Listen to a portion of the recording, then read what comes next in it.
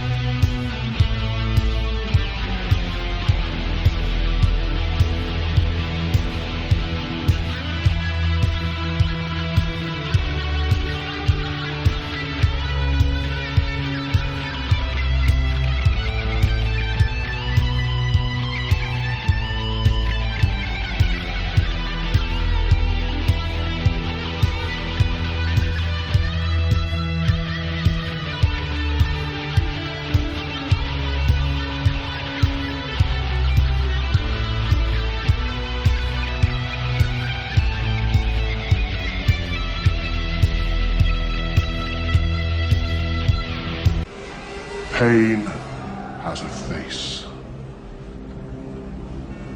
Allow me to show it to you. I am pain. Good evening, boys, girls, ghosts, ghouls, family, and friends. Welcome to this week's episode of Sacrificial Terror Podcast. Tonight is our 10th episode. 10, count them. Fucking 1 through 10 right there. Okay? Pretty awesome. I am Sam, I am Mason. Right. I am Sam, I am Mason, with the always fabulous Zombie Barbie and the incomparable Mr. Lance Wagner. Howdy ho. I know, I introduced you guys. What the fuck am I doing? No, that's good. That's good. Zombie Barbie. Right? Like Zombie Barbie. Oh my God, it's fabulous. So, all right, guys. Tonight we have a very special guest. Tonight's show is brought to you by Sacrificial Farm Productions and produced by Samantha Wagner behind the scenes and Miss Zombie Barbie herself. Tonight's show, very special. Mr. Drew Marvick. That's it. That's me. Oh, I said one right. Fuck yes. yeah. All the names. Yes. And tonight we're going to be talking about Pool Party fucking Massacre. Yes. I was really hoping you were gonna call me Leanna Quigley. I couldn't even fucking say her name right, so. Yeah. That's one he did butcher. That's what he got. Yeah, but that's an easy mistake. Yeah. I'm guessing. Well, dude, it's funny because all week I was calling you Drew Marvick. Yeah, which is pretty normal for me. I think my entire life I've answered to Drew Maverick. So I Nice. correct people most of the time. Speaking That's of so Maverick, they're coming up with a new Top Gun. That's right. I know. Fuck yeah, they are. Samantha's excited about that. Yeah, I think it's Hell done. yeah. It's done, or it's been shot. I was just on a shoot in San Diego, and almost my whole crew just came off of Top Gun. Oh, wow. Whoa. Nice. So, and that was a couple months ago. So they were wrapped at least from shooting. Oh shit, So- that's cool. Hell yeah. I hung my clothes on the same hanger as Tom Cruise, probably. Wow. Dude, that's fucking Smart. sexy, dude. As far as I know. You should That's what you're going to tell everybody? Yeah, exactly. Yeah. I kept that hanger, so it better be. There you go. Right? It'll be worth money. Hell yeah. Yeah. Tom Cruise's hanger. Get it signed. Yeah, I forgot to do that part. Yeah. It's just a hanger, but People will buy weird. No, dude. Hangers have been very important staples in the horror community for years. You Absolutely. can sell your underwear for $35. I'm sure somebody will buy The a fuck? hanger. Yeah. wait, can I? Yeah, you can. It's like I can actually a use thing. $35. I just found this out.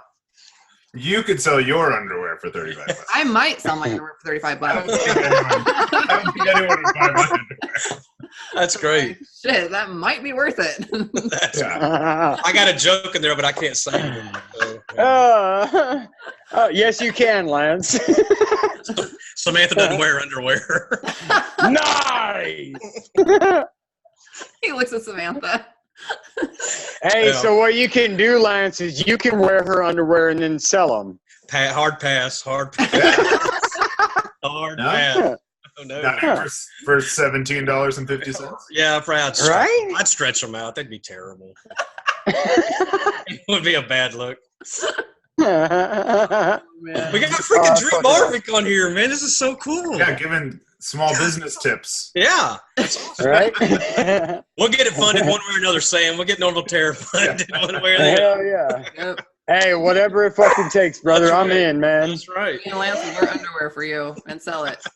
Hell yeah. That's awesome. Oh, fuck. I'm pretty sure our audience would go for that. It might.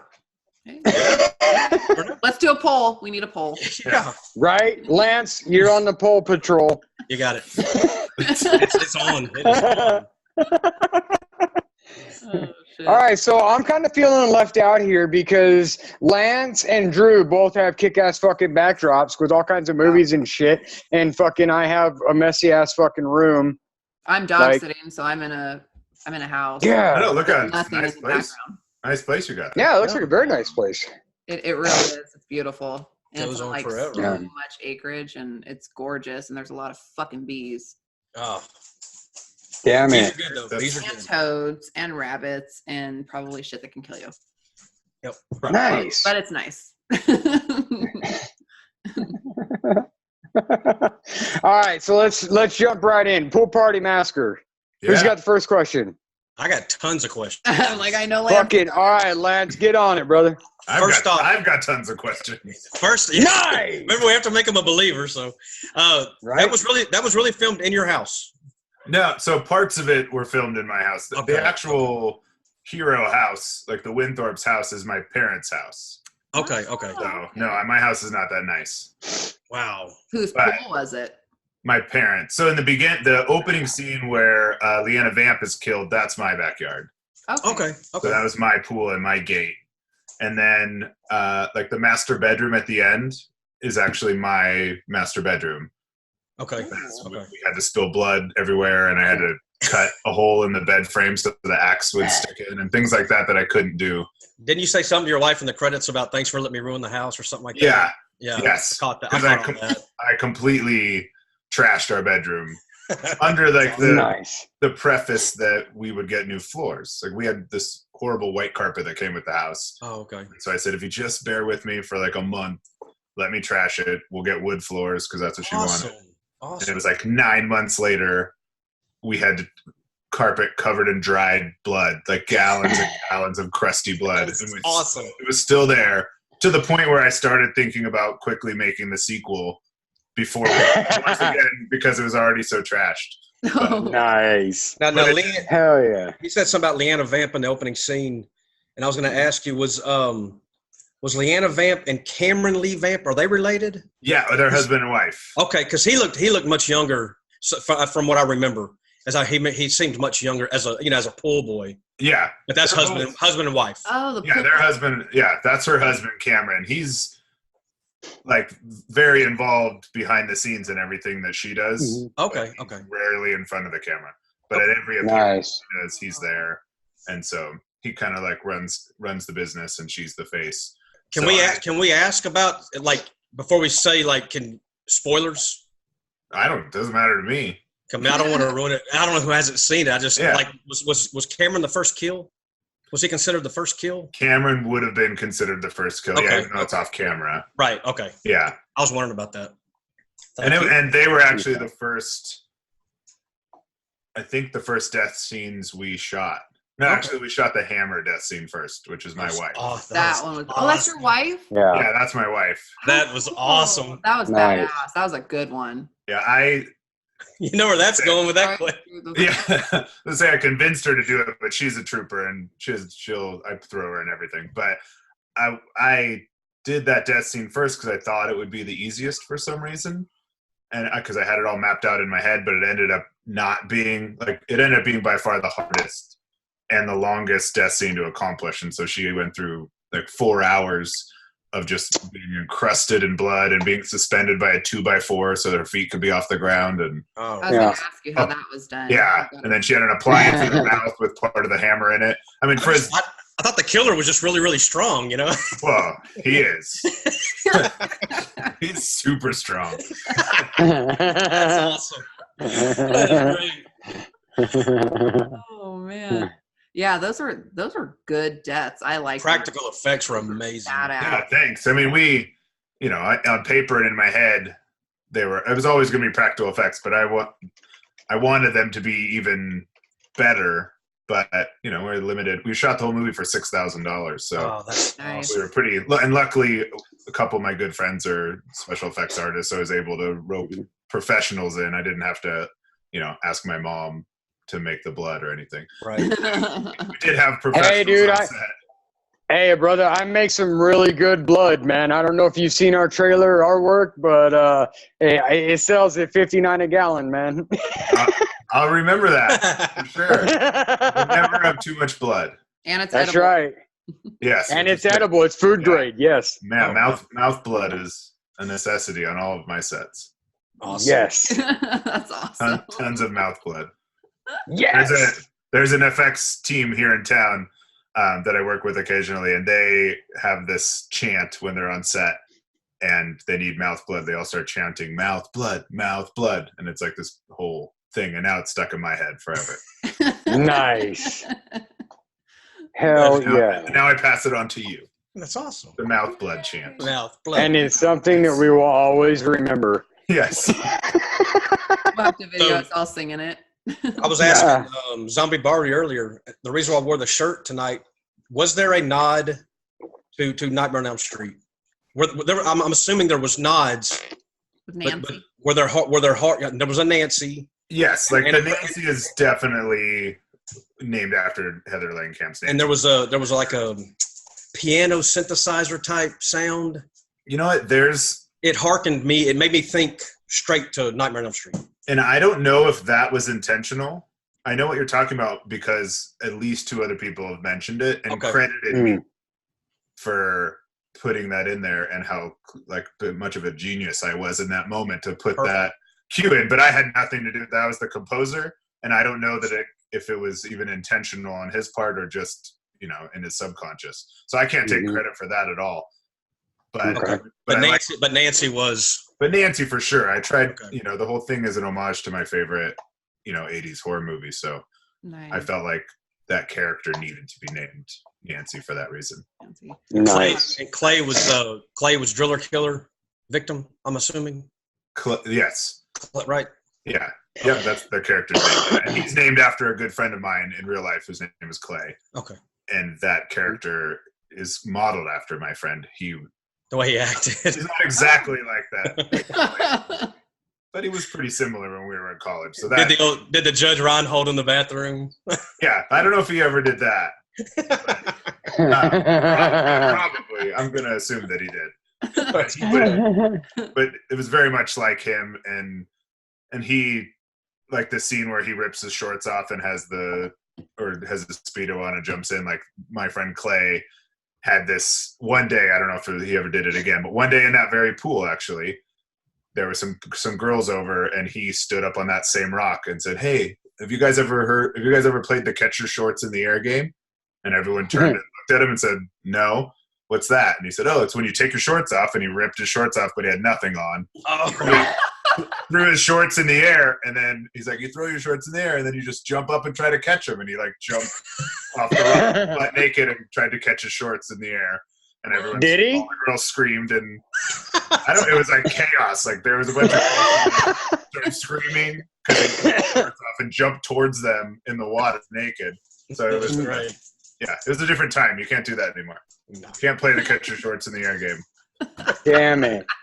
So that whole scene. Dude, I'm gonna pay homage to that in one of my scenes. Catch your shorts in the air should be in everything. Hell yeah. So here's a question for you. One of the things I noticed early on in the movie is I noticed the vibe of like a Mean Girls type thing. Yes. So how much of that was in your head when you thought about these bitches like fucking like killing them? Like how much of it was like, okay, let's do these like mean girl rich bitches that fucking just deserve to die? It was from the beginning. It was always I wanted them to be unlikable, mean rich bitches that we all wanted to die. Like that's pretty accurate description. Like Thank you. It's just something that I felt strongly about from the beginning. I didn't want anyone to have sympathy for him, and in a way I wanted people to root for the killer, which I think you inadvertently did for a lot of those movies in the 80s. They didn't mean for Jason to become the hero or whatever, right. But so I just cheated and figured, well, if I make these people so unlikable, then it might be an easier way to get people to latch onto the killer. You're rooting for their death. Yeah, exactly. Like that bitch has to go. You definitely want them to die. I told Well, Zombie because like Barbie in the first 10 minutes of the fucking movie, I was like, oh my God, will you please kill this bitch already? And then like you got to the first suspense scene where she was in the closet changing. And like, I was like, oh my God, please let this be it. Please let this be it. What were you telling me, Lance? The way Drew was explaining about the girls, like where you kind of root for them to die. Yeah. It's like when we had Tyler Shea Cohen on the last episode, and his character's kind of a mean guy. And I said the comparison for Texas Chainsaw Massacre and those movies, like he was Texas Chainsaw Massacre, the Next Generation, to the original, was that everybody wanted the guy in the wheelchair to die because he was he was a jerk and he was annoying. So when he went, people were kind of cheering for that. And kind of the same with Barry, for Tyler's character, was that once he was taken out, it was like, yes, the jerk gets taken out. So that's why I'm wondering if that's what you're thinking as you're writing that. You're going, I'm making these bitches as ruthless and mean to where everybody wants them to die. Because I could count. I could go, she's next. I could just, it was so cool the way it played out. I love the way it all flowed. Mm-hmm. Oh, perfect. Awesome. Thank you. Yeah. And like I said, that's definitely what I was thinking while I was putting it together, while I was rewriting it and rewriting it. And that's awesome. Originally, the script, I wrote it in a week, and we were going to start shooting the next week. It was super quick turnaround. I had a friend, because I work in film full time anyways. I produce commercials. And so one of the cameramen that I work with called me one day and said, hey, I just got a new camera, blah, blah, blah. It shoots 4K. It's awesome. I would love to shoot a feature on it. If you know anyone with a script, if they can get the movie shot in the next 3 weeks, I'll shoot it for free. Damn. And so I instantly just lied. I'm like, I have a script. It's ready? And I said, yeah, it's completely ready. It's polished. It's beautiful. What is it called? And I said Pool Party Massacre. And I didn't have a script. I don't know where. Pool Party Massacre just came out of my mouth. Great. And then he said, email it to me. And I said, all right, well, let me read it a couple times, and I don't want to embarrass myself. And I locked myself in my office for a week and wrote it, the first draft. And then, thank God, his schedule changed and he couldn't do it for about 2 more months. So I had some time to expand. But we were literally, in a matter of 14 days, I was supposed to write the script, cast it, get a crew, and start shooting the movie with like whatever budget I could find in my kids' like college savings. So it would have been like $100 movie shot in less than a week probably. That's so luckily great. it expanded a little bit and became what it is, which is still a extremely low budget guerrilla. Oh, it's going to be a cult classic. It was good, It's though, going to be yeah. a classic. I liked how in the beginning your credits, how you did it like kind of the old video game. Oh, the 8-bit? That was Yeah. cool. And like the blood's all dripping all. That turned out. My friend Malcolm, who lives in Austin, Texas, is an animator and an editor, and he did all that for me. That was And I cool. just let him run with it. Like he said, I want to do something 8-bit. Can you send me the rough cut of the movie? Can I use some clips? And he put that whole thing together and just killed it. It's honestly, the title sequence is better than the movie. But you have to watch the movie to get to the title. Yeah. There's no other way to get it. He keeps asking me in the beginning, he was like, can I put the title sequence on YouTube? And I said, no one will watch the movie. Right? At least wait like a year. Then we'll put it on. Another thing that so like the cover reminded me, do you remember the old R.L. Stine books, but not the Goosebumps, but the more young adult books? Yeah. Yes. What was it, Fear Street? Yes. That's what the cover reminds me of. Mm-hmm. So that artist who did those, I can't think of the name right now, who did those books, the artist that did my art, Mark Schoenbach, is a big fan of. So he sent me a bunch of references of those books, saying like, this is a big inspiration for me. I want to go kind of in this direction. And I said, you're a badass. You just do what, I knew I was like, I want a skull. I want a woman with a skull for a face, to kind of go back to the Evil Dead 2 poster. I was always obsessed with the eyes and the skull on the Evil Dead 2 like VHS box. Mhm. Yeah. So I wanted that, and that was really all I gave him. I'm like, a girl in a bikini in a pool. She's got a skull for a face and an eyeball, and you do the rest. Cool. And thank God he did. Yeah. The poster is really what. I mean, I don't think anyone would have seen the movie if it wasn't for the poster, honestly, because I don't have. I mean, there's so many indie horror films, especially no-budget slashers that get made every year, and no one finds out about them. Nobody sees them. Right. Even in our people like us that that try really hard to find these movies, you still can't always find them. Mhm. So you need something to separate yourself. And if you have money, then that's a great thing. But I didn't have that, so I knew I needed art, so that people, when they saw it, would give it a chance or want to know what it is. Mhm. And so I put my focus on that, hired somebody that I thought would nail it, and he did. And thank God, because people still talk about the art. I mean, at conventions, to the point where people will walk by and don't know where they saw it. Like, I'll have people come up and say they remember watching that movie in high school, like people my age. Like, I remember watching this movie in high school, or I watched that on my first date with my wife, and I just... No, you didn't. If it's a positive thing, I don't want to ruin it. If they're like, that was my favorite movie, I'm like, that's rad, man. Here, take a second. They'll figure it out later. But if they ask, if they're like, have I seen this when in 1980s? I said, Yeah. no. Yeah, well, maybe if you had like a time machine, because I just made it. Did you ever It's see? actually kind of funny. Oh, I'm sorry. Go ahead, I Lance. was going to ask if he'd seen Tony Newton's VHS Lives. Have you seen that by chance? I don't think I have. It's it talks about that in their the VHS aspect. It's making the comeback and everything. That people remember, that people would choose the movies based on the box. That's the poster art. 100% how I always chose my movies, was based on the box art. And there were box arts that as I grew up in a video store, my mom was at the video store like at least 3 days a week. So, and she would spend a lot of time in there. And so I would just stay in the horror section staring at all the art. And there were boxes that I was afraid of, like that I just genuinely wouldn't touch or go near. Yep. And I would get creeped out if they were on a different shelf when I would go back 2 days later, because I would wonder why they moved or how they got moved. Yeah, what's going on here? And then others that I because this is all fucking alphabetical, so to have these things moved like fucks me up. Yeah. Dude, Blockbuster and those old mom and pop fucking rental shops, dude, were fucking the shit for that kind of thing. Yep. For sure. And this one was great. And so I have really fond memories, and who knows if my memories are 100% accurate, but I have very vivid memories of just staring at some of those covers and, like I said, being afraid of some, and like looking at and knowing which, and then I got the skill how to figure out which ones had lots of nudity based on the back cover and the description. So, which is a good skill to have when you're a 12-year-old boy. Right. Whose parents don't care what you rent. That's awesome. Yeah. See, Good I was parent. scared of Hellraiser's cover, and I was scared of this movie called Gothic, where it's like a incubus sitting on her chest, and it's the stupidest movie ever. It's got Gabriel Byrne in it. Okay. He's like laying there, and it's got this like little demon thing on her chest, and that scared the fuck out of me. Like, it still bugs me if I look at it, and it was scary. Did you ever see the movie? You actually saw that one? I watched like clips of it, and the clips were terrible. Like, the trailer is awful. Awful. Like, that's not even really a horror movie, I don't think.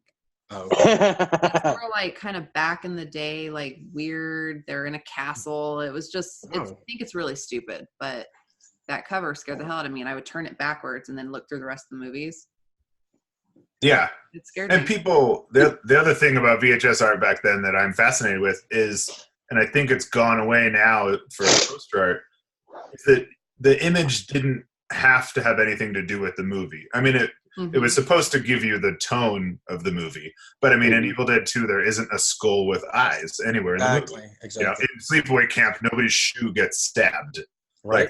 Like things like that. It gave you an idea of what was happening, and now everything is so much more literal. So I also wanted that.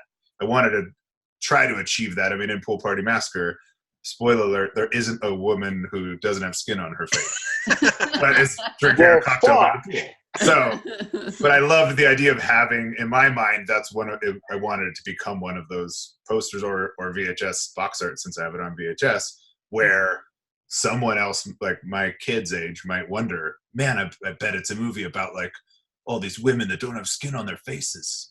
Or like I used to do when I would stare at these things, and I would try to figure out why, why does the woman not have skin on her face in the cheerleader camp cover or whatever?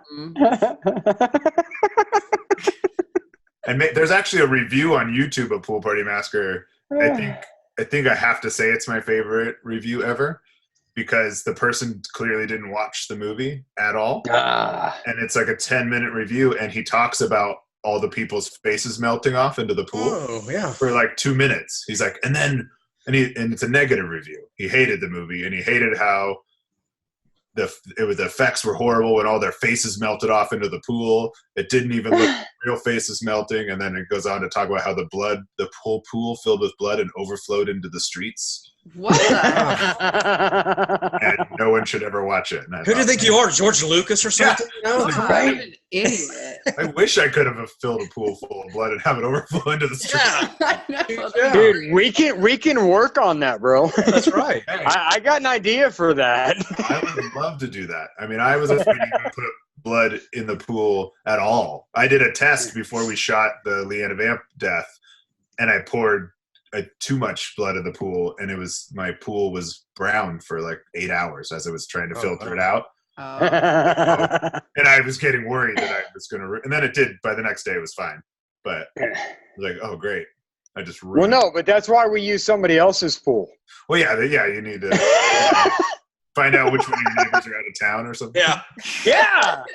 Fuck yeah, that's guerrilla filmmaking right there, bro. We'll fill that motherfucker up and like fill the whole thing, like empty it completely, and then fill it with like blood. And fucking dude, we could do an entire scene right there, like fucking 3/4 of the movie right there. Yeah. Done. And then when they Day, night, and done. shit in their pool. Yeah. Yeah. Yes. Somebody shit in my pool. Yeah. A lot. Explosive diarrhea. I hope they have insurance. I hope your neighbors have insurance. It's California. Of course they do. Okay, so I was looking up some of the stuff because I actually watched it today. I was falling way behind with everything I've had going on with work and my film and and all this stuff. We got Tyler Shea Conan as executive producer, and there's just been so much stuff going on with Normal Terror as of late. So I was looking up some stuff on Google, and about the fifth one down is Razor's review from the Horror Syndicate, and he said that Pool Party Massacre kind of falls in line with some of the finest from the 80s and early 90s, like Sorority House Massacre, Slumber Party. Now, how much of those did you pay homage to when you were making this film?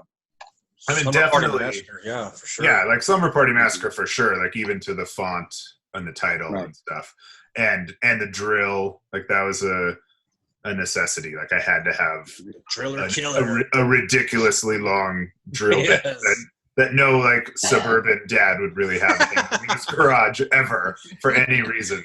And outlined on the wall and everything. Yeah. Everything was outlined. And that was like, my dad actually had that when I was a kid, a pegboard with all of his tools outlined.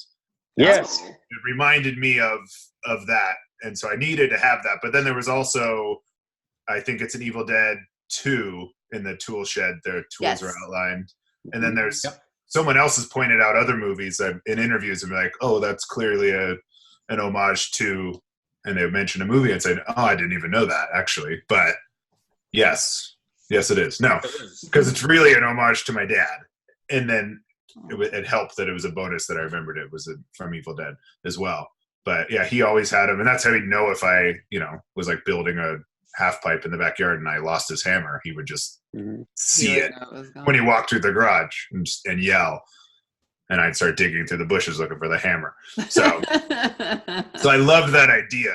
And then the tools were like, finding that drill was hard. I spent like months on Craigslist trying to find Not even the drill bit. That was I could order, but like just an old school drill like that.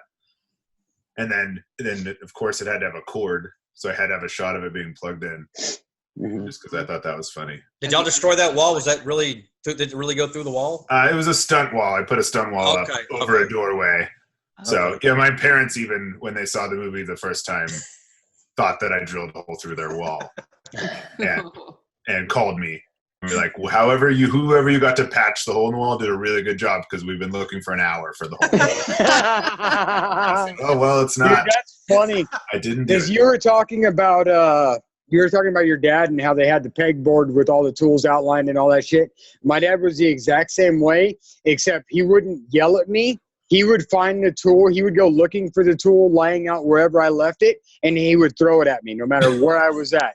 And he would fucking peg me with it every time. Luckily, I didn't get stabbed or hurt significantly. Yeah. But regardless, that was old school shit, and I fucking love that.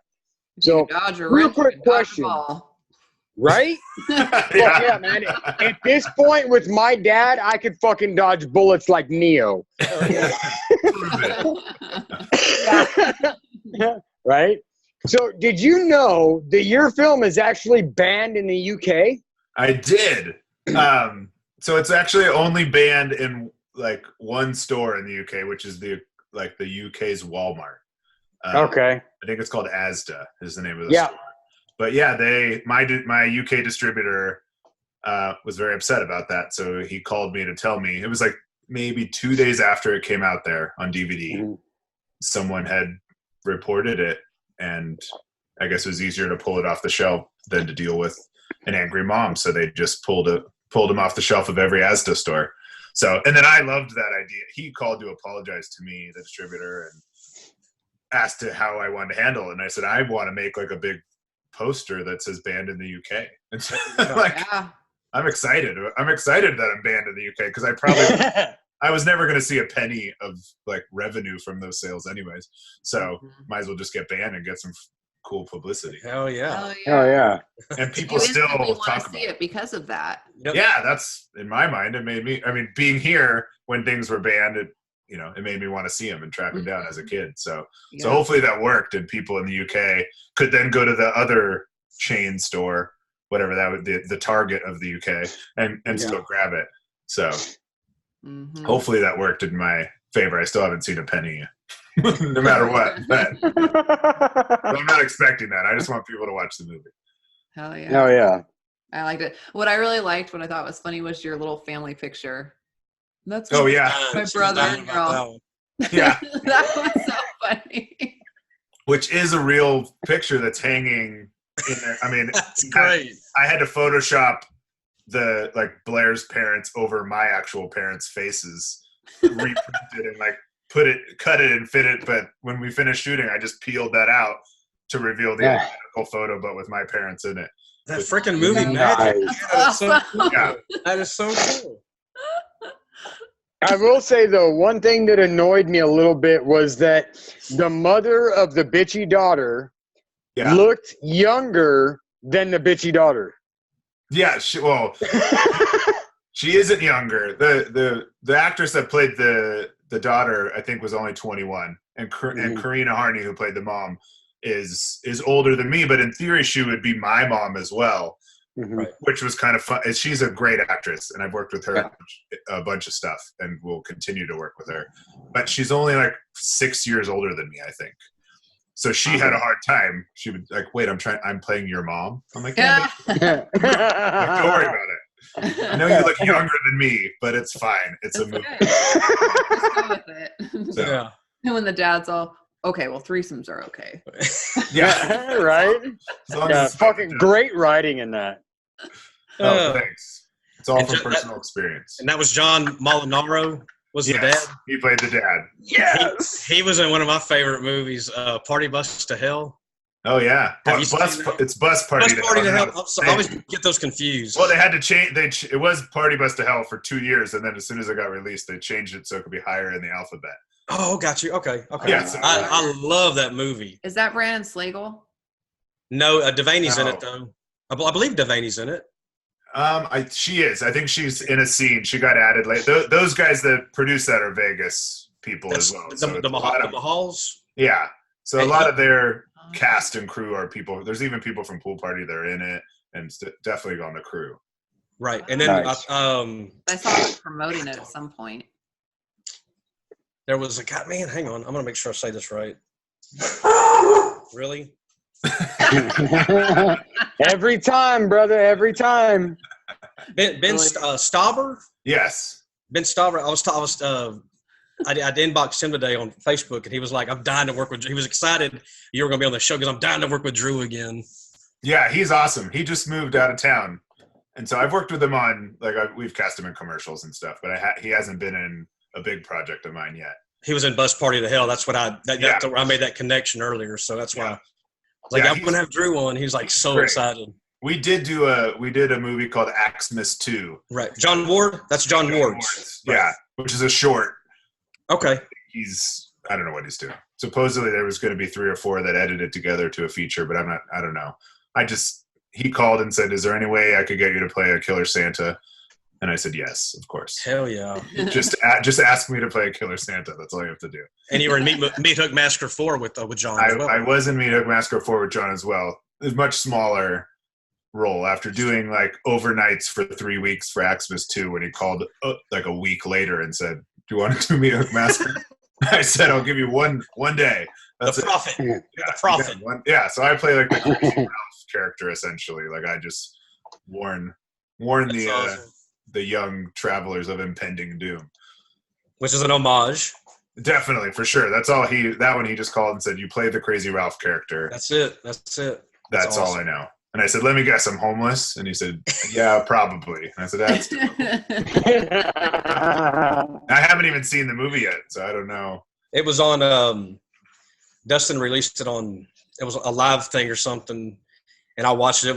It came out pretty good. Did it? Okay. I need to watch. I have a link to it. I need to watch it. Yeah, it came out really good. I don't know. I've had people ask me in interviews about the movie because they watched it, but I was on set for one day, and it was in a suburban neighborhood, and that I think less than 1% of the movie takes place in. So I know nothing about the plot. I didn't read a script. So it sucks when people ask me "Oh, the scene in the wherever in the meat shop when this happens." I'm like, "Oh, that happened? Wait, there's a guy with a hook."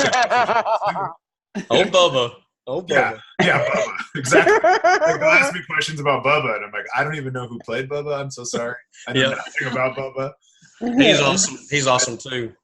I need to watch it so that I can at least answer questions and not look like an idiot.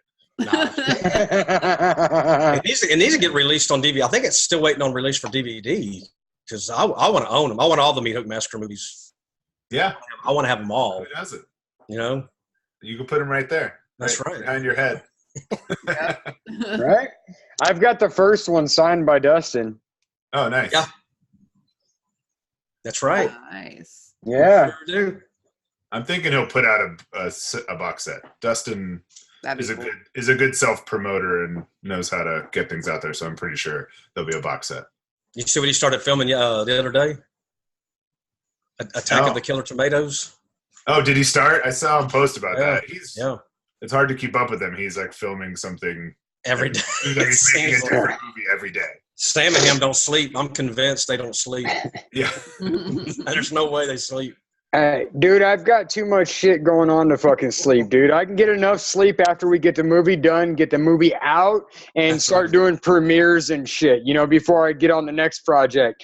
As you know, is going to be a much bigger undertaking for as far as that goes. So, dude, I don't have time for all that shit, man. I got bills to pay. I got a kid to support. I got movies to make and, fucking history to make. So, I ain't got time for all the bullshit, man. Let's kill some people. Let's make it look as realistic as possible and fucking give it a good story, some good music, good fucking cuts and editing, bring some family and friends together and fucking tear up the world.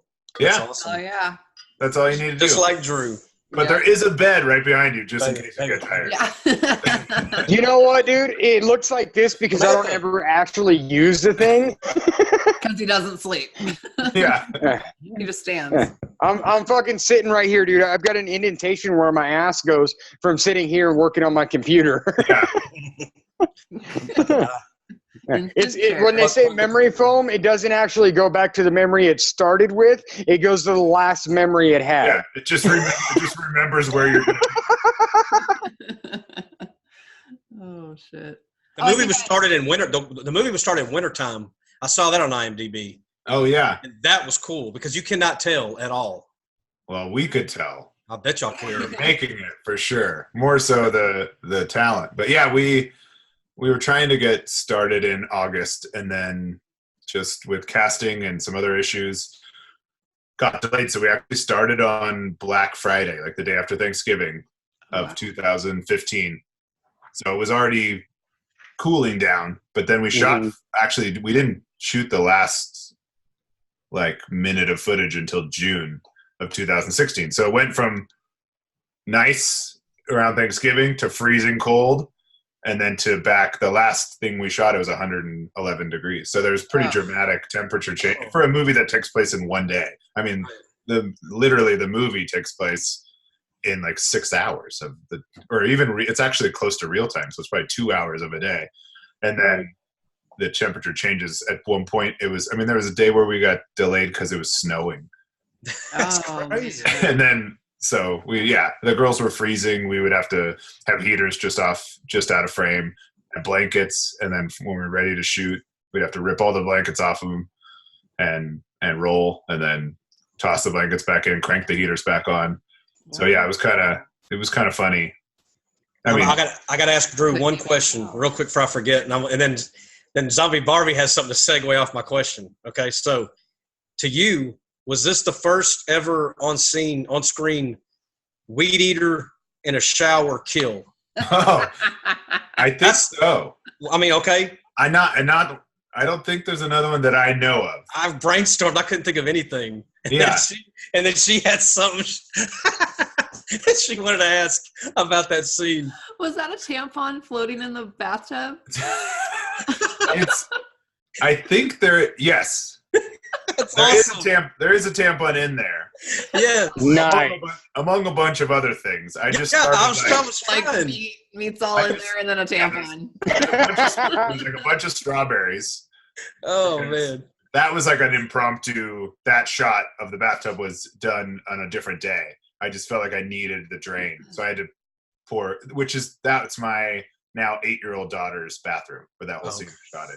So nice. She was like 5.5 years old. There was like a Disney's Sophia the First shower curtain that I had to take down and go run to Target and buy a new one. And I had to hide all this like Anna and Elsa like shampoo so that we could shoot the scene. And then we shot that.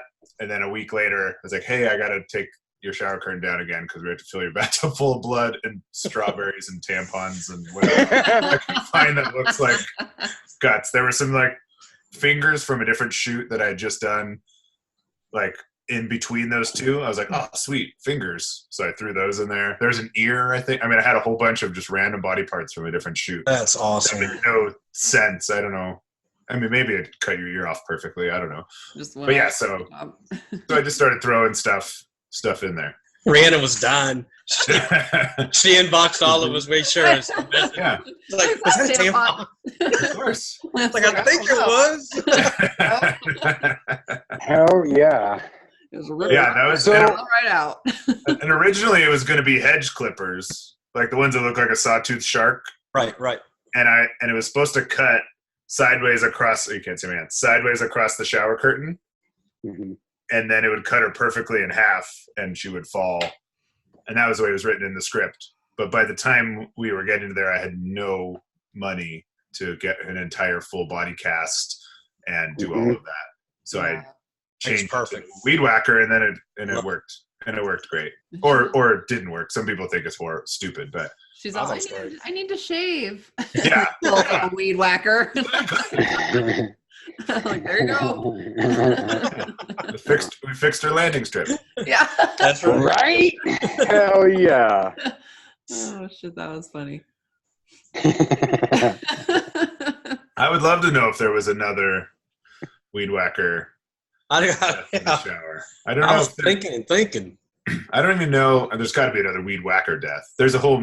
There's a movie called Right. Leaf Blower Massacre Right. 1 and 2. Mhm. So there's people been killed by a leaf blower. Yep. And a lawnmower. That's a very interesting way to die. Yeah, that would suck. It's kind of like the vagina split in Terrifier. Yeah, The worst way to die. Mhm. it would not be good. No. I don't want that. I don't want that to happen to me. No. I don't even have a vagina, and I still don't want it. Right. Right? And then I was telling Lance too. Do you know what I'm gonna say? Yes. Sam should know too. The dick pic on the phone, his contact picture. Yeah. Lance is like, I didn't catch that. I had to go back and Like, look. his I didn't dick catch it was at right on first. the phone. Wait. Right. Lance, let me get this right. You went back after finding out what it was to look at it? I didn't want to miss something important. Yeah. But it was a dick pic, bro. You know Hey. you I didn't rush back to it, Sam. I didn't. A lot of Right. work went into selecting the right dick pic too. Just there was multiple discussions and several photos were auditioned throughout. And the funniest thing, it was really fun. So we were on set when I made that decision just on set while we were shooting. I was like, oh my God, I got an idea. Let's like tilt down to the phone and there'll be a dick pic as the contact. And like everyone on set thought it was funny. I'm like, all right, perfect. Let's get that real quick. Let me just find a dick pic. Let me Google dick pics. And So it's a random. completely random. I Googled dick pics, and the entire first page was pictures of Dick Cheney. It was the weirdest Oh, that's awesome. stuff. And I remember thinking, like, showing everyone. I'm like, how every girl I know can't, like, wake up without there being a dick pic. But when I need one, I get a whole page full of Dick Cheney. Like, Oh, that's great. Dude, that almost would have been funnier.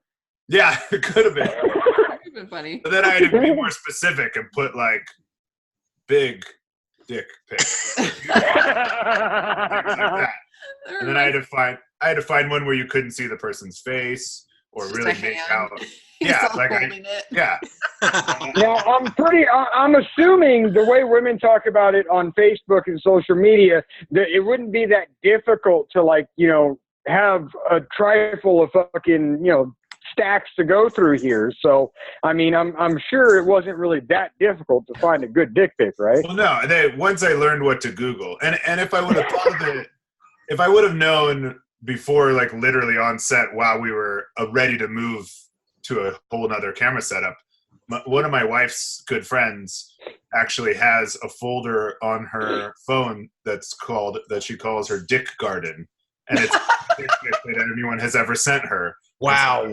I've heard my wife and her friend Veronica talk about her Dick Garden. Wow. I could have had my wife easily. I could have just said, "Hey, will you have Veronica pick out a good one from the garden and send it over?" You could credit him. Yeah, exactly. Hey, at least it would have been organic, right? Yeah, Yeah.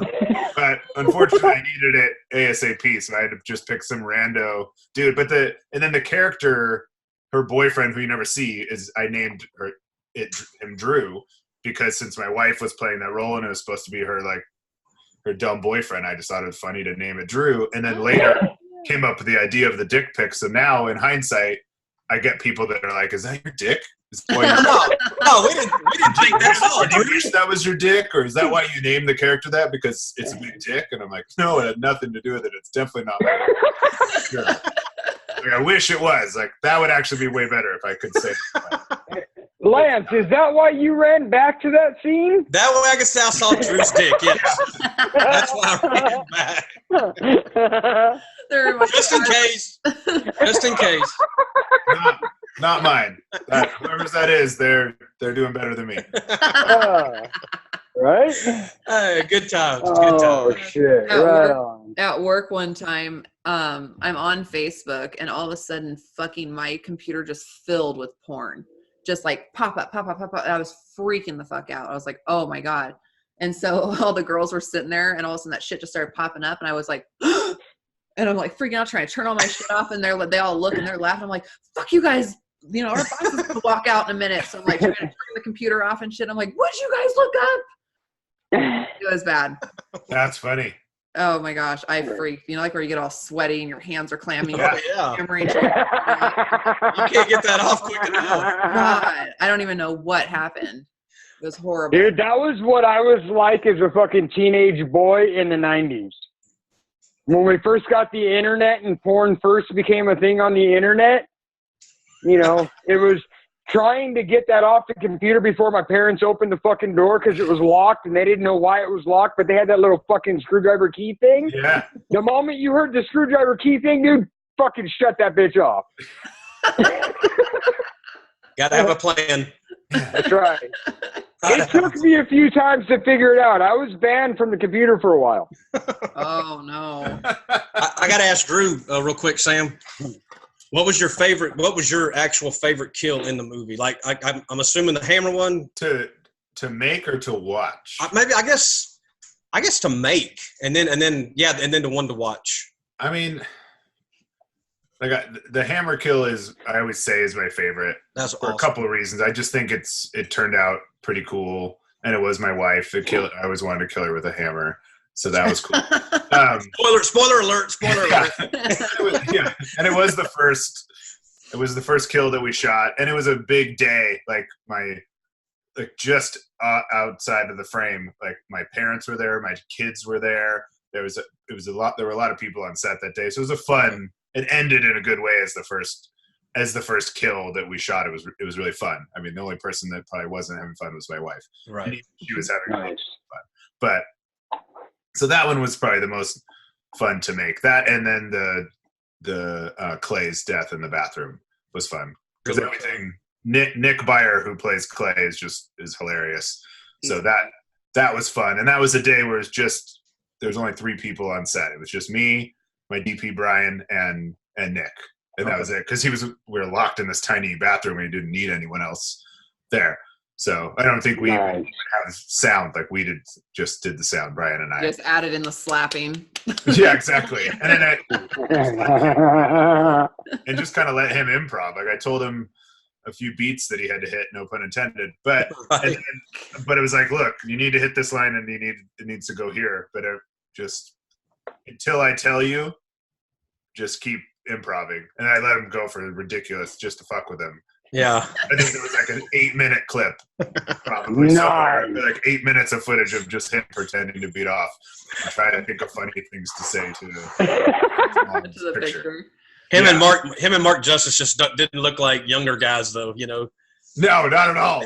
They had really older dudes, Yeah, which is funny because there was, especially with the Clay character, I feel like there was just always a character in those movies from the 80s that was so clearly not in high school. Like sometimes, like these people weren't even supposed to be in high school. Like the girls referenced, like Nancy graduated from college, so at least they were, over 21. But I mean, some of those movies, you look back and there's someone playing a senior in high school that's clearly like 37 years old. Mm-hmm. And so I love things like that. So I almost had Nick say he was in high school, and then the line evolved into talking about how many times he was in high school, and like if he would have flunked one more time, they would have been in high school together. But I kind of wanted to just have him say he was still in high school, just to be ridiculous. That would have been funny. So I pulled up Facebook, and did you know that they're doing a double feature tonight in Texas? Yes. Yeah. With Cherokee Creek. Yes. Oh, we're having Cherokee Creek on tomorrow. We're having them on the show tomorrow. Yeah. Yep. Oh, that's awesome. Well, hopefully they'll have good stories because I can't be there. It's in Dallas. Yes. And they're there. That's where they're from, I believe. Yeah. Yep. Billy and Todd, they're going to actually be at the screening, like doing some giveaways and whatever, harassing people and wearing ski masks. Right. Fuck yeah. That's Yeah, because cool. the post actually says the boys are starting to arrive early, so get over here now. The double feature, Pool Party Massacre and Cherokee Creek Backyard That's awesome. Party starts at 9:30. Hope to see you soon, and then it sends an address. That is Yeah. so Who cool. does that? Who does that? Who posts an address on social media? That's Crazy. awesome. Yeah, that's scary. Crazy people that are willing to invite everyone in their backyard to watch. That's who. But no, Right? it sounds like a fun. I mean, I've been emailing back and forth from when they first came up with the idea to do it, and it just sounded like fun. So I gave them my blessing. I sent them a bunch of Blu-rays to give away and some swag, and they said they were going to fill kiddie pools with fake blood and do some wacky shit. wow. And watch the movie. So Oh, how fun. yeah, it sounded That's awesome. it sounded awesome. I love that it still screens. But I feel like now it's probably once a month that I get an email from someone that wants to screen it. Whether it's in a comic book store that maybe one person will show up at, or if it's at a festival or a theater. And I mean, anyone who's listening, if you have a way to screen a movie, I'd say yes to everything. I don't want any people offer ticket splits and things, and I don't ever take any of it because I just want people to watch the movie. So if somebody will take the time to like put together a screening and find a venue and want to play my dumb movie for like their neighbors, that's awesome. So Your awesome movie. oh yeah, that Yeah, no, I didn't think it was Love all that dumb at all. I mean, don't get me wrong, it was campy, but in the right way. Right. There's a difference between a cheesy, campy, fucking just dumb movie, okay, and a movie that uses its campiness in the right way. And I personally think that the way you use the campiness in this film is a homage to those 80s style slasher flicks. I think was fucking beautiful. well, thank you. I mean, that was my goal. I mean, I kind of just made, like, I kept reassuring the fine people that helped me with it. I'm like, look, I'm making a movie that I would want to watch when I was 15, but I think there's a lot of people like me. We'll find out. Yeah. But otherwise, I'm gonna really like this movie when it's done. And luckily there were. But that was my rhetoric. I kept saying if I could bring my 15-year-old self to the present day, this is a movie that he would make. Absolutely. And I think it's pretty accurate. Except he wouldn't have known what a dick pic was. Right. But other than that, I think it's pretty accurate. So thank you. I really didn't like until we released the movie. I still wasn't sure if I would be the only person that ever watched it, especially ever liked it. So it was, I've got some friends that love it. I've got Lance Dale's a buddy of mine. He's got it in his hand. He's got it. He's holding on to it. And Aaron Garcia is a big fan of yours, and he said you give the best hugs. He caught some grief for that. Yeah. well, I do. That's true. You have the best pictures too. You post I really do. freaking awesome. Like you have fun. You have fun. Yeah, they're fun, awesome pictures. That's my goal. I just want to have fun always. And I'm lucky enough. I mean, I'm usually having fun, but I also work on sets and I produce photo shoots. And so I find myself, and I'm on movie sets a lot. So I find myself in great opportunities to take great photos, or around professional photographers, where I'm on a set where somebody's getting paid $100,000 to shoot for some casino. And on a lunch break, I could be like, hey, I'm going to put this mask on and stand over there. Will you just snap one picture of me? And usually they say yes. That's so, cool. So yeah, I just weasel my way into a lot of things that anything I think is fun or funny, I will like somehow shoehorn my way into it. It's funny you guys actually bring that up, because I'm scrolling through your pictures on Facebook right now, and I am at the picture where you're in the green shirt with the victory mousetrap on your tongue touching your nipple. That's There has to be a story behind that shot. And that was a photo shoot that I had put together and produced for a group of girls. It's like a traveling freak show burlesque act here in town called the Suicide Sirens, and we were doing like a print promotional shoot for them. And there were, I think, 4 girls that were part of the group at the time, and each one did a different act for their portrait. And when they would walk away, I would duplicate the exact same thing. That's awesome. So one of the girls did a mousetrap gag and did these portraits, and then as soon as she walked away, I did the exact pose The next girl came in and like poured whatever it was, cockroaches, or hammered a nail up her nose. And so I I was like, I hope this doesn't hurt. And I hammered a nail up my nose and got a picture. And it just kind of went down the line, doing everything that they did, including getting dollar bills stapled to me. And you really put a nail up your nose? I did. It was kind of scary. Shit. I mean, I went really slow. Oh, man. But it's interesting. You could feel it kind of go into your sinuses, and that it wasn't like you're not hammering into anything. There was a passage there, but it's very weird, and it felt good to take it out. But I have the photo. I still have the nail too. I saved the nail because I wasn't sure if there would be like effects later, so I brought it home and gave it to my wife. And I'm like, "Hey, if I die in my sleep tonight, this is the nail that killed me." Give it to killed Drew. Yeah, give it to our son, like that scene in Pulp Fiction with the watch. Just like, yes! This is the nail that killed your father. Wow. Luckily, I didn't die. Went up your butt. Yeah, I carried this uncomfortable hunk of metal up my ass. Now it's yours. Hunk of metal. That's awesome. So can I put Drew on the spot real quick? Yeah. Hell yeah. That's what we do best. Will there be a Pool Party Massacre 2? Yeah, oh, fuck, I sure hope so. Yes. That's my plan. Yes. It's been my plan for 2 years now. In theory, I should have already made it and probably made 3, but I just have been putting it off. There's a script that's almost done, and it's been almost done for 1.5 or 2 years now. So I definitely want to make it, and I think in the last 2 weeks I've gotten really motivated, and so I think I have all of next week off. So I think I'm going to dedicate it to Pool Party Massacre 2. Because the killer, he did survive, right? The killer, it did survive. So yeah. Yes, and so. And I had no intention of making it when I finished the first one. I mean, I had the killer survive just because you have to in an homage to those movies. But I really had when I finished the movie, there was like, no way in hell I'm doing this again. And then people started to like it, and people started to ask. And now it's gotten to the point where like I think once a week I get an email about a sequel, if not even more. So nice. Yeah, I feel like it's time. And then I also, to get funding is always every filmmaker's, the bane of their existence. But I think I'm at the point with Pool Party Massacre 2, and enough people have messaged me begging me to do a crowdfunding if it helps. Yeah. And I've been really weary to do one. I've never done one. But I think now at this point I might actually just launch one in August and make the movie and see what happens. Awesome. Hell yeah. So we'll see. I was actually going to ask that too. If you're I'm going to make it no matter what.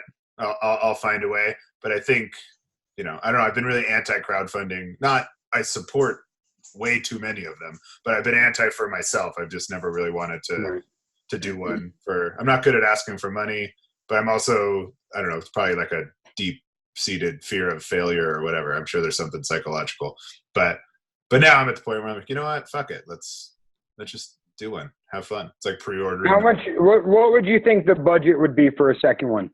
I wanted to double the budget, so that would be $12,000. So it's still not, still not a lot for. Dude, you can count Sacrificial Pond Productions in. Awesome. Fine. Well, then I'll do it for sure then. Yeah. That's awesome. So it should happen soon. Like this is all, like I said, it's the last 2 weeks. I sat down just like 2 days ago and wrote a quick treatment for a commercial for the sequel that I would use in theory, I guess, for the crowdfunding video, because I don't think the commercial would ever play on TV. But yes, I think we're going to shoot that in the next week or two, and then just go from there. And I have some other cool people that have reached out that want to be attached to the movie, and I wrote in some other people that don't know that they're attached to my movie that hopefully will want to be in it. They'll find out when I get the script. I just wrote some people in that I really want to have in the movie. So when I send them an email, hopefully they'll say yes. But we'll see. Yeah. But yeah, the whole plot and the whole script is outlined, and like I know what happens. I just don't know if it'll work. But we'll see. There'll be a lot more. It's more of everything. More blood, more bodies, more more stupidity. That's what I like to hear. More dick pics. Nice. Well, I don't know if there's no dick pics, but there are several dicks written into the script. There is definitely. Well, hey, if you need another dick, dude, I'm happy to join. Sweet. You can never have too many dicks. Wow. That's my quote. Yeah. Is that just happened? Is that the name of this episode? Yeah. Epic episode. The Big 10. The Big 10. Yeah, we're going to call this one the Big 10-incher. Yeah. Really, Rhiannon?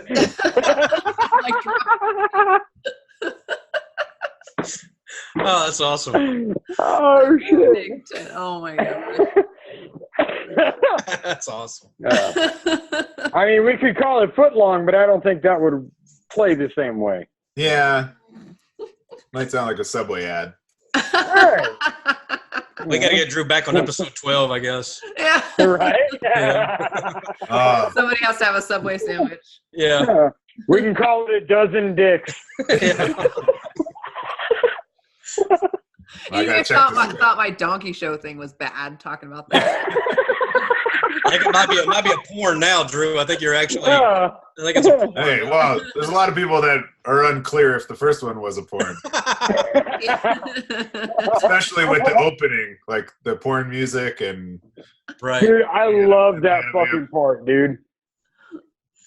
Dude, I was sitting there, I was watching it, and I was like, bow, chicka, bow, wow, told you it chicka, sounded like bow, wow, porn bow, music. chicka, bow, wow. It really is. It's actually, I just ripped it from Debbie Does Dallas. Oh. Nice. Porn music, cool. And Okay. I dug to find out if anyone owned it, and I spent weeks trying to track down, and I couldn't find it. So then I talked to an attorney, and they said that it was a pretty safe bet that it would be public domain by this point. And I just went for it, figuring no one would recognize it anyway. That's been 40-something years, hadn't it? I thought it sounded like porn music. I even wrote Yeah. the guys. Oh. Yeah, it definitely 100% is. Like, and then I found someone, like I had to dig to actually find like a clean track of it, and on some weird forum, some guy Mhm. took the time to isolate the track and posted it on some weird forum. Take the moans out of it. Yeah, and I downloaded it from that, and I just put it and threw it in there. So Hey, one movie you got Right. coming out, or you're working on Killer Popcorn, I saw on your credits. yes, Killer Popcorn. I Is don't know. that really X-rated? Does it say that it's X-rated? No, It said on IMDb. that's I don't funny. know, I don't know if maybe it's something that it's an X because they don't have a rating for it, so they put an X. Maybe, or he might have put X just to be funny. But Okay. So that is the actor, the gentleman that played Chet, the pizza delivery guy in Pool Party Right. Massacre. Right. His name is Trevor, and he owns the last like movie rental store in Las Vegas. It's called Movies and Badass. Candy, and Oh. it's his movie. He wants to make a movie, so he's been working on the script for a couple years now, and really trying to get things put in place. And it's gone through a bunch of different revisions. But so that's the movie. So I've been attached to it since he came up with the idea and put it on IMDb. I loved his kill too, and Pool Party Massacre. And That he's was a just kill. like, he's never been in a movie. He's not an actor. He just loves movies, and he's a friend of mine. So I just had to include him, and he was awesome. And I put him in. He's been in one or two. Like, he was in another movie I did, but he's wearing a mask the whole time. But I try to throw him in whenever I can. But yeah, that's a movie he's like creating and co-writing and producing. And I think Nice. they're getting serious now. Just this week, actually, he said they have some funding, and he's hiring a couple. He just hired a director, and so. But all I know is it sounds fun. It's like it's not about killer popcorn like Attack of the Killer Tomatoes in that sense. Right. It's more like a character, like a big monster. But I know I play like a guy in a dancing jalapeno, I'm a mascot for a Mexican restaurant with a sign. So I'm in like a giant jalapeno costume. That's cool. And then Dude, you're Jose Jalapeno on a stick. I was gonna say that. Yeah. On a stick. On this team. On a stick. that's all I know. And Nice. that he asked me if I would do a ridiculous Mexican accent. And I said, yeah, I guess. Like, I don't want to offend anyone, but sure. And then the next text was, and gay. And go. Okay. And you needed to do a gay Mexican accent. I was like, I don't know. I don't know if I could do that without offending anyone. We'll see. I'm pretty sure that's going to offend fucking everybody. Yeah, that's what I'm assuming. Oh well. Everything offends everybody, so Yeah. I know. It's Yeah. true. Was he an homage or a nod to Fast Times pizza delivery guy, or was that just a pizza delivery guy? It got brought up when we were doing casting and doing some rehearsals. Not that he had to audition or anything, but people would ask him when they would read the script. It was kind of just like every pizza guy in every horror movie in a sense. And then I think it became more Fast Times when he got into, because that's just more him in real life, actually. I got you. Okay. So. okay. And so then I just kind of fed him some improv lines that weren't in the script, like the Ludes line. He had a good kill. That was a good. It's like, hey man, just ask them if they're on Ludes. Yeah. And then I don't know. I don't take very many things seriously, and I just, like I said, I just like to have fun. And even when I watch movies, I want to make movies that people will have fun with. I don't want to make people have to think really hard or bum people out or anything like that. So, Right. So I would never make a Midsummer. Like I just couldn't. It's just not in me. Like I'm gonna make something stupid, which is why like he literally looks at the saw and goes, "Are you gonna kill me with that?" Mm-hmm. Like, which is so stupid, and you should never do that. But I would have ran. I laughed my ass off. Yeah. So Whereas I want to make films that actually scare the shit out of people and make people think. Well, if you can scare people too, that's awesome. It just scaring people is a lot harder than making people laugh. So I think comedy is like my crutch because that's good. You can make someone laugh with a fart joke, but you can't scare someone. You can make someone laugh with a fart still. Yeah, exactly. But if you really want to scare someone, like that takes it takes a lot more talent. We're just so desensitized now, where everything is everything's normal now. So you have to really be good and hit the nail on the head to scare someone, and I don't have that much talent. So I'll stick with fart jokes and spray ridiculous blood that changes consistency throughout the whole movie and color. That's the things that makes me laugh, and then and the people we loved it. Bothered by it. They were great. Yeah, thank you. Yeah, it was awesome. I kept writing Lance through the whole thing because Sam was working, so he wasn't really getting all the text right away. And so I'm writing, "Oh my god, did you say? Oh my god!" He was dying. Yeah. And I'm like, "Sorry, Sam, if I give away any spoilers." I'm like, "Don't read them." There's some really, really cool and gruesome death scenes written in the script for part 2. I don't know if they'll all happen the way that they're written, but there's some pretty ridiculous stuff that I'm hoping I can pull off. There's budget constraints, and then like things like I don't want to ruin people's pools. This one takes place. It's in the same neighborhood, but it's in multiple houses, so multiple backyards throughout the. Don't worry about ruining pools. We can work on that, bro. Yeah. I'm worried because some of those houses pools are expensive, and I don't know that I could fix them. No, we don't have to worry about that. That's what guerrilla filmmaking is, man. We're good. They make movie history. They're part of movie history. Yeah. Well, if I was smart, I would have made above ground Pool Massacre, and then I could have just bought a couple above ground pools and not worried about it. That's great. But I blew it. It's too late now. Well, no. What we can do is we can actually line a pool with a above ground pool liner, and then we can ruin their fucking pool. That's true. Yeah. That part's true. Well, maybe I'll do that. I don't know. Nice. See? We'll have to see. Into fucking nudity, man. Ideas. So, all right, guys, we're at the part of the show where we got to start winding down and give our shout outs. So, Mr. Drew, who would you like to give special thanks to? Who would you like to include in your little tirade of thank yous and thank you for supporting? Oh, my God. Or what you're working on, or... Right. Yeah, a list of thank yous would be on here for like another 4 hours. I would thank everyone that's ever helped me on anything, because I owe them all so many thank yous because there's so many awesome people. But a lot of those same awesome people are working on. I have a couple projects that are happening right now. I just finished shooting my segment for the Halloween-themed anthology 1031. I don't know if you guys saw. Yes. 1031. So they're making a part 2. You see the barn up there? I got the barn up there. Oh, yeah, the VHS. Yeah. Yep. Yeah, so Justin did a segment in 1031. Yeah, and so did Zane. So they're making the sequel, and so I'm contributing a segment to that. So we're in post-production right now.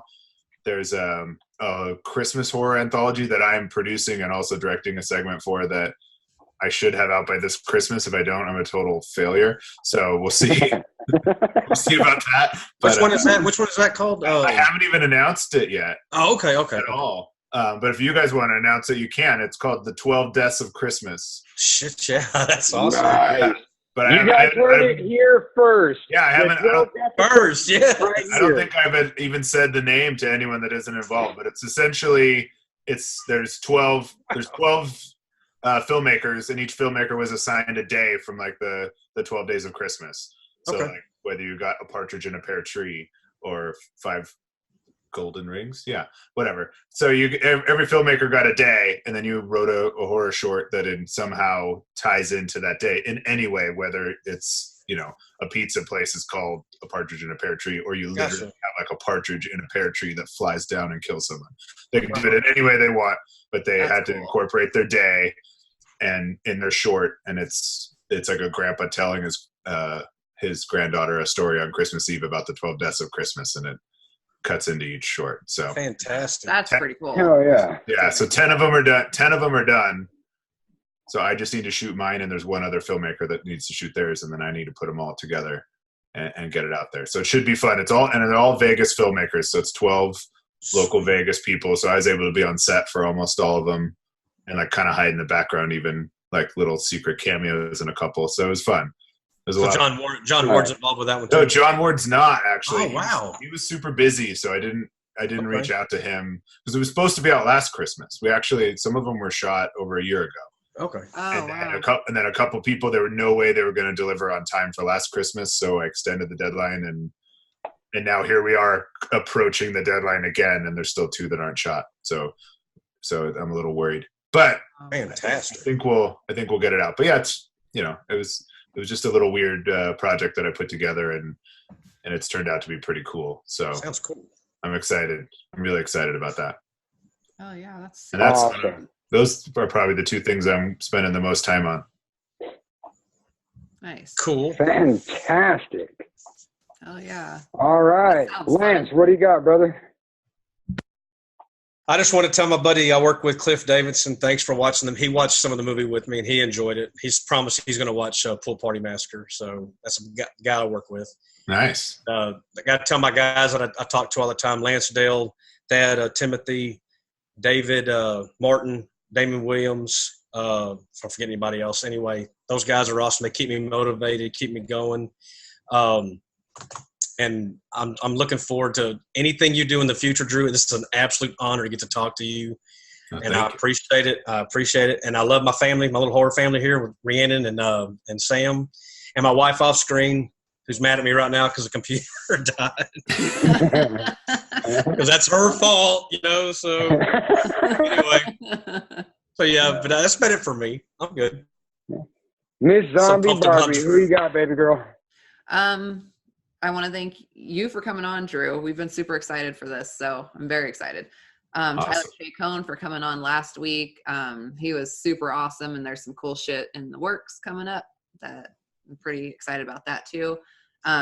You guys, because I love doing this every week, and I love you guys to death, and love you, Samantha, even though you're on the side. Right. I want to love you, Sam. I love you too, Sam. She's doing that. So awesome. Yeah, it's amazing. I want to thank Aaron Lee from Crazy Ink Publishing for picking up my book. Some stuff should be my first book will be released in October, and then we have something else coming up soon that we're going to start working on. We can start announcing soon. Follow our Facebook page on that one. It's called your book a series. Well, my book is, yes. Okay. It's Possessed by Passion. Oh my God, my head totally blanked. I do that every time. I always. Yeah, I do too. How do I not know that? They're gonna kill me. Possessed by Passion, but it's gonna be there's gonna be 12 books or 20 books released, I believe. I don't know the total details, but more stuff will be coming here soon where you guys know about it. But yeah, I want to thank them, Diana Register, for getting me with Crazy Ink. And who still owes us a book report on the cell. on the cell. I don't think she's ever gonna do it. We're not gonna stop. We're not gonna stop. Yep, just keep hounding her. Eventually she'll do it, hopefully. All right. But yeah, that's about it for now. All righty, guys. And now is the point in time where I want to thank everybody involved, and I also have to thank our sponsor. So, Sacrificial Terror Podcast wants to welcome back our sponsor each and every single episode, Energy Upgrade. They are the best in the Santa Clarita Valley, and my friend Mia can offer you some rockin' deals. If you're interested in solar, contact me at Energy Upgrade, 661-367-0832. Absolutely zero upfront cost, 10-year warranty on your roof, and 25-year warranty on your solar panels. Contact Mia to set up your appointment today, 661-367-0832. Drew, thank you so much for being on the show. Rhiannon, love you, sweetheart. You're amazing. You do wonderful things with our editing and producing the show behind the scenes. Lance, I love you to death, brother. You are absolutely phenomenally amazing. Sam, absolutely adore you. So glad you're feeling better. Prayers and all that good energy and stuff worked. Glad you're home, and you do some wonderful things behind the scenes as well. So thank you guys so much. Our artist, Mr. Matthew Price Thompson, MPT Graphics, does all of our artwork. He's the premier and only exclusive artist for Normal Terror, the movie by Sacrificial Bomb Productions, and Sacrificial Terror Podcast. So huge shout out to him. Thank you so much, brother. Love you. Lance Dale, because he got us these kick-ass fucking stickers. Got a whole stack of them right here that we're going to be giving away. We're working on getting some other merchandising together, okay, because we have some really fucking cool kick-ass shit. It'd be cool if one of those stickers would just show up in Pool Party Massacre too, you know? Fuck yeah. I can make that happen. Yeah. Awesome. Hell yeah, dude. Hey, dude, it's all about who you know in this business. You know? So, if you know the guy that knows the guy, you know what I'm saying? Yeah. So, hey, forget about it, all right? But, no, you guys, thank you guys so much for being here and doing this with me. I love you guys to death and with a passion. Love y'all. L2, David, there's so many people that follow us and support us. You know, I can't possibly thank them all every week. However, if you want to send me a reminder each and every single week, I will be more than happy to write that shit down, put it on a fucking sticky note, and make sure that I read it out for you. So, all right, guys, that's it from us tonight. Enjoy the show. Big number 10. We're out. Oh, yeah. People need to go watch Cherokee Creek.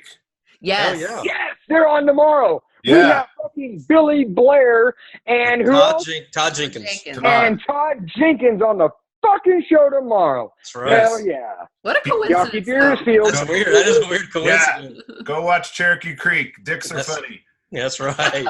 Hell yeah. We'll have another dick show. Woo! We like dicks. Well, Lance does. I thought it was Drew's. Come on. Cut me some slack. Maybe that'll be We're getting plenty of slack, brother. Don't worry about it. maybe that'll be a perk on the crowdfunding for part 2. Hell yeah. Hell yeah. Perfect. You get to check out. You get to select the dick pic for the next movie. Boom.